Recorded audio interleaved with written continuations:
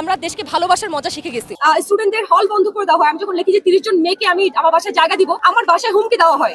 রাজনৈতিক অঙ্গন থেকে শুরু করে এবার বিনোদন জগৎ, একের পর এক হুমকি ও রহস্যজনক ঘটনায় প্রশ্ন উঠছে সার্বিক নিরাপত্তা নিয়ে।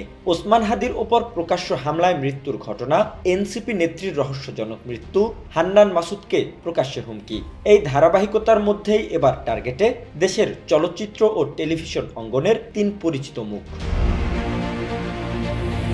অভিনেত্রী রুকাইয়া জাহান চমক, নির্মাতা মাবরুর রশিদ বান্না এবং অনন্য মামুন, এই 3 জনকে প্রকাশ্যে হত্যার হুমকি দেওয়া হয়েছে সামাজিক যোগাযোগ মাধ্যমে। ফেসবুকে ডাল্টন সৌভাত হীরা নামের একটি অ্যাকাউন্ট থেকে দেওয়া পোস্টে শুধু হুমকিই নয়, দাবি করা হয়েছে ব্যক্তিগত তথ্য ফাঁস, লোকেশন ট্র্যাকিং এবং তথাকথিত আইটি টিমের মাধ্যমে নজরদারির।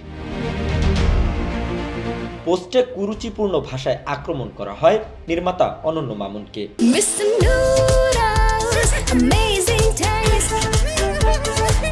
একই সঙ্গে মাবরুর রশিদ বান্না ও রুকাইয়া জাহান চমককে কাজ না দেওয়ার হুমকি দিয়ে মিডিয়া সংশ্লিষ্টদের সতর্ক করা হয়। আরও উদ্বেগজনক বিষয়, হুমকিদাতা দাবি করেছেন ইতোমধ্যে অভিনেত্রী চমকের ব্যক্তিগত মোবাইল নম্বর ছড়িয়ে দেওয়া হয়েছে এবং মাবরুর রশিদ বান্নার অবস্থান নজরদারিতে রয়েছে।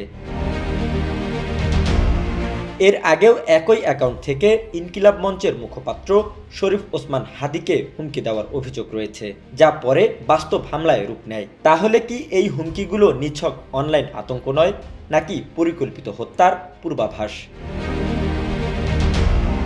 একদিকে রাজনৈতিক হত্যাকাণ্ড ও রহস্যজনক মৃত্যু, অন্যদিকে সাংস্কৃতিক অঙ্গনের মানুষদের টার্গেট করা, সব মিলিয়ে দেশের আইনশৃঙ্খলা পরিস্থিতি নিয়ে নতুন করে শঙ্কা তৈরি হচ্ছে। এই হুমকির বিরুদ্ধে আদৌ কোনো ব্যবস্থা নেওয়া হবে কিনা সংশ্লিষ্ট শিল্পীদের পক্ষ থেকে এখনো কোনো আনুষ্ঠানিক বক্তব্য পাওয়া যায়নি। তবে প্রশ্ন একটাই, দেশ কি আরও অস্থিরতার দিকে এগোচ্ছে, নাকি সময় থাকতেই এসব হুমকিকে গুরুত্ব দিয়ে থামানো যাবে? সময়ই দেবে সেই উত্তর। জহিরুল ইসলাম, জয় জয় দিন।